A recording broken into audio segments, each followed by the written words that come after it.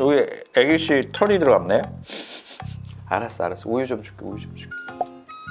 락토프리 우유는 괜찮나봐요 하신 분 계셨는데 유당 불내성이 있거든요, 고양이들이. 그래서 락토프리 같은 경우에는 조금 더 양을 충분히 먹는다고 해서 그것 때문에 문제되지 않으니까 괜찮습니다. 아침 길냥이 구조에 합사한 지 3주 차입니다. 첫째 6살 아메쇼 4개월 코숏을 그루밍해주다 갑자기 소리 지르거나 하악질하는데 이런 반응이 정상적인 과정일까요?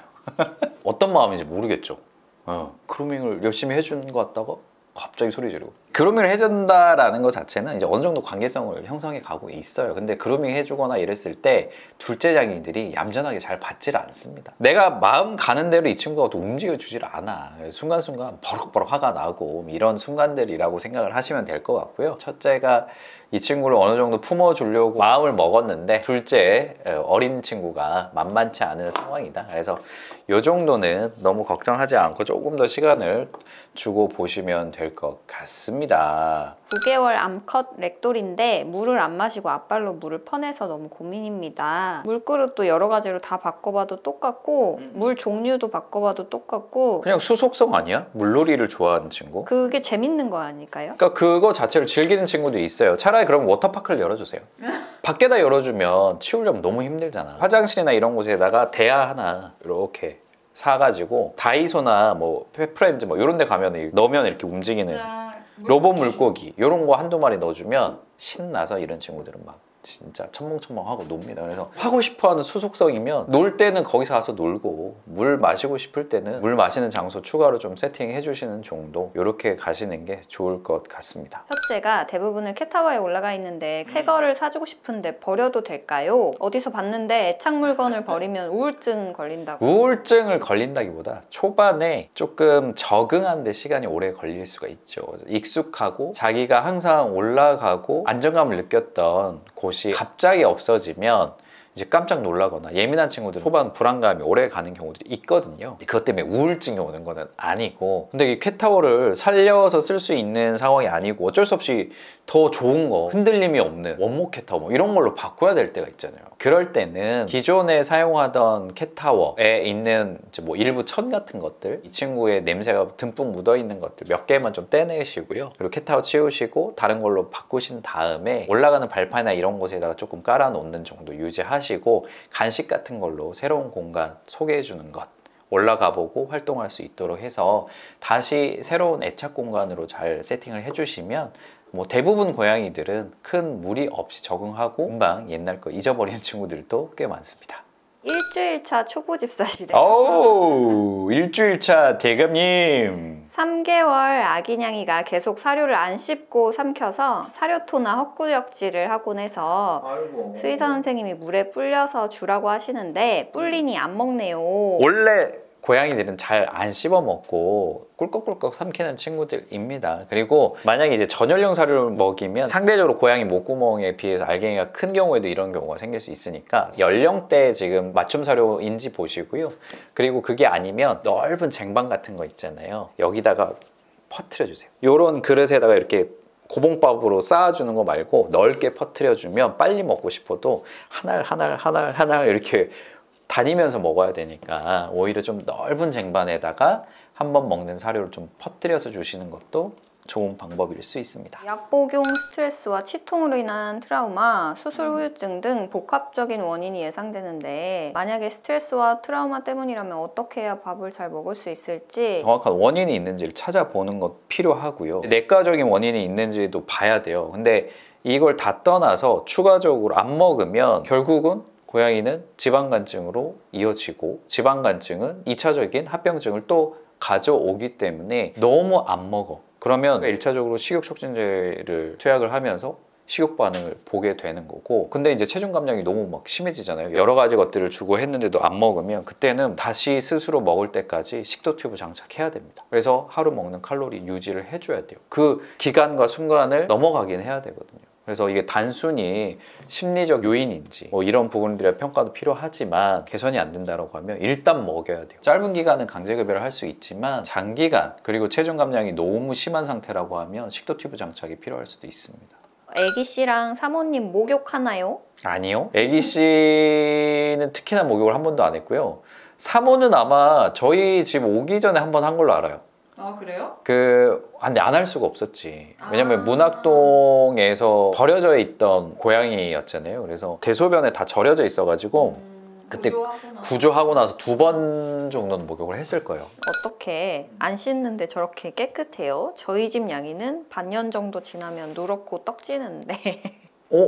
그러면은 그루밍을 평소에 잘 안 하고 있거나, 그러니까 나이가 좀 들어서 관절염이 있다거나 아니면 잇몸 상태가 안 좋은 경우도 있어요. 잇몸이나 치아 상태가 안 좋으면 아프니까 그루밍을 잘 못하는 경우들이 있거든요. 아니면 정말로 혹시라도 신장 쪽에 문제가 있어서 아조테미아라고 하는 요독증 상태가 있는 건 아니야? 이런 부분에 대해서는 확실히 문제가 없는지 보시고, 이 부분에 문제가 없으면 그냥 게으른 고양이 아니면 비만묘. 사실 애기씨도 처음 구조됐을 때 난리도 아니었어요.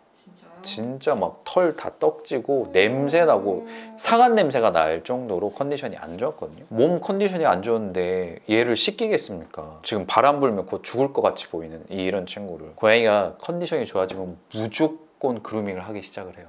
이건 본능입니다. 근데 그루밍을 하기 시작하잖아요. 일주일만 지나도 정말 새로운 고양이가 됩니다. 청결도가 올라가는 모습이 드라마틱해서 이건 진짜 봐야지 압니다. 집사가 화장실 가는 걸 어떻게 하는지 화장실로 뛰어와 만져달라고 합니다. 화장실 문을 닫으면 뛰어서 문을 열 때도 있답니다. 화장실이라는 공간이 오롯이 집사와 나와만의 밀회를 즐기기에 되게 좋은 조건이긴 해요.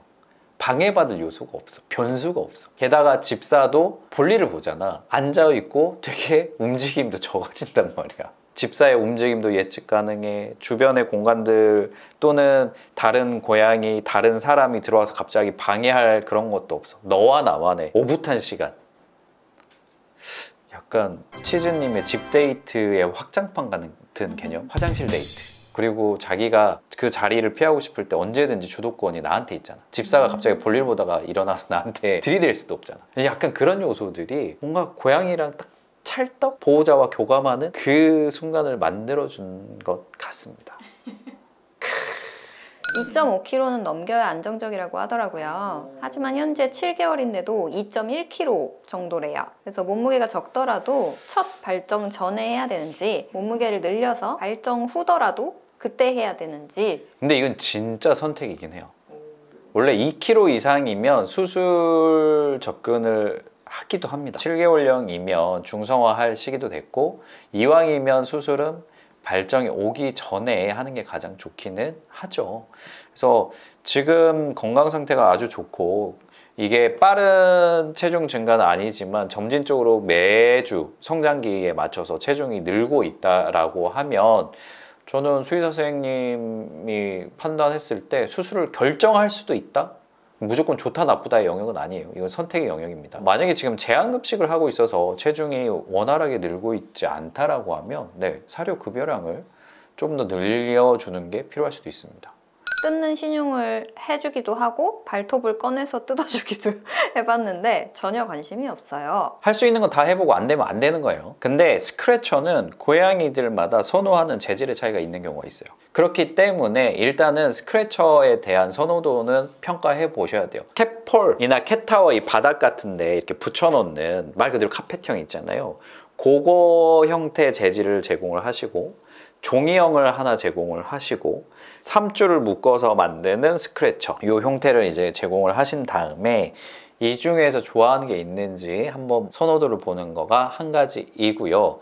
그 다음에 스크래칭을 하는 거를 보호자가 옆에서 이렇게 탁탁탁 긁는 거를 보여주는 정도는 해볼 수 있고, 또 다른 것 하나는 사냥놀이를 하면서 그 근처에서 사냥감을 잡을 수 있도록 발톱을 이렇게 자기 힘으로 한번 박아 보는 거지. 팍 박혔을 때 이 찰진 것은 뭐지?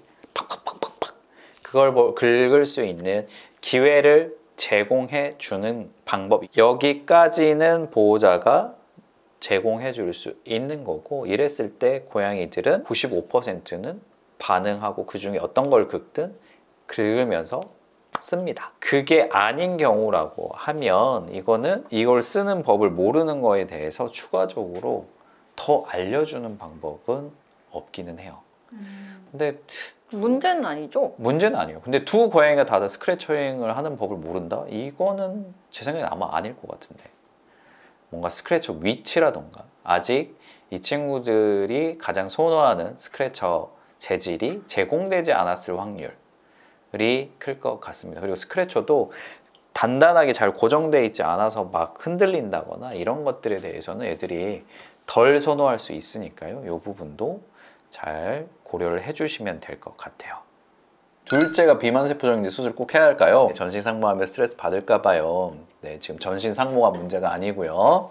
비만세포종이 확인이 됐다라고 하면 수술이 원칙입니다. 그리고 복부 초음파 검사해서 비장 쪽 전이 여부까지 평가 필수적으로 하시기 바랍니다. 오늘 같은 질문인데 최혜민님께서도 비만세포종 발견하면 무조건 수술해야 될까라고 하셨는데 피부에 생기는 양성종양이에요. 양성종양이지만 비만세포종은 시간이 지나면서 또는 경우에 따라서 악성종양이 될 수가 있습니다.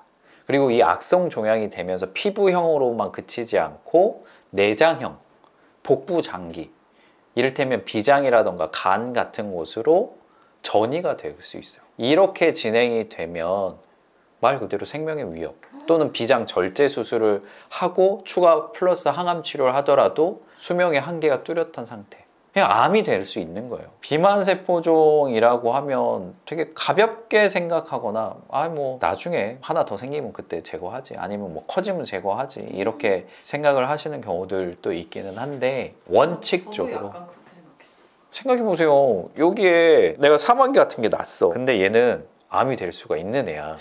나중에 뗄까? 굳이 뭐하러? 대장 내시경 했는데 용종이 발견이 됐어. 뭐 한 2년 뒤에 다시 보고 그때 더 커졌으면 뗍시다.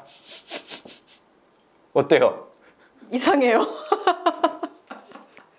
그런 느낌이구나. 그때 안 떼준 내과의가 저는 미울 것 같아요.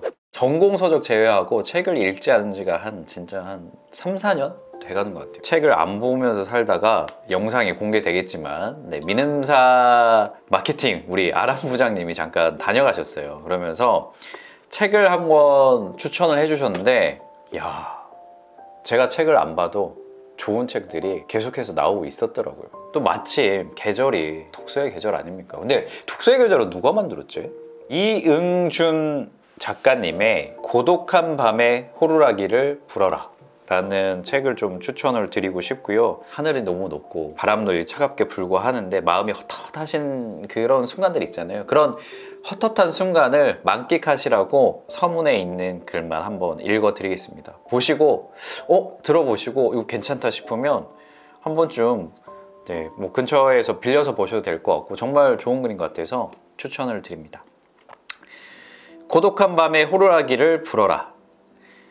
사실 코끼리 무덤이라는 것은 없다고 한다. 코끼리들을 마구 죽여 상아를 남획하는 불법 사냥꾼들이 지어낸 거짓말이라는 것이다. 길고양이들은 정말 어디에서 죽어가고 있는 것일까? 오늘 또 나는 이 한겨울 혹한의 깊은 밤길을 혼자 걷다가 불현듯 가슴이 미칠 것처럼 답답해져 코끼리를 닮은 작은 호루라기라도 있으면 죽을 힘을 다해 불어버리고 싶은 충동에 휩싸인다. 정말로 그러면 내가 모르는, 아니 인간들은 모르는 어딘가에서 하얀 사체로 얼어붙어 가고 있는 자신의 생에서 가장 약한 모습을 들키고 싶지 않아 홀로 고요히 어둠의 핵심 같은 죽음 속으로 잠들어가고 있는 길고양이들이 전부 화들짝 깨어나 다시 움직이게 될 것만 같다. 지금 창문 한 번만 열어보세요. 밖에 막 풀벌레 소리가 찌르르 거리고요. 밖에서 부는 바람이 이렇게 시원할 수가 없습니다. 사소한 것들을 느낄 수 있다는 것에 감사하면서 오늘 또 이렇게 인사드리도록 하겠습니다.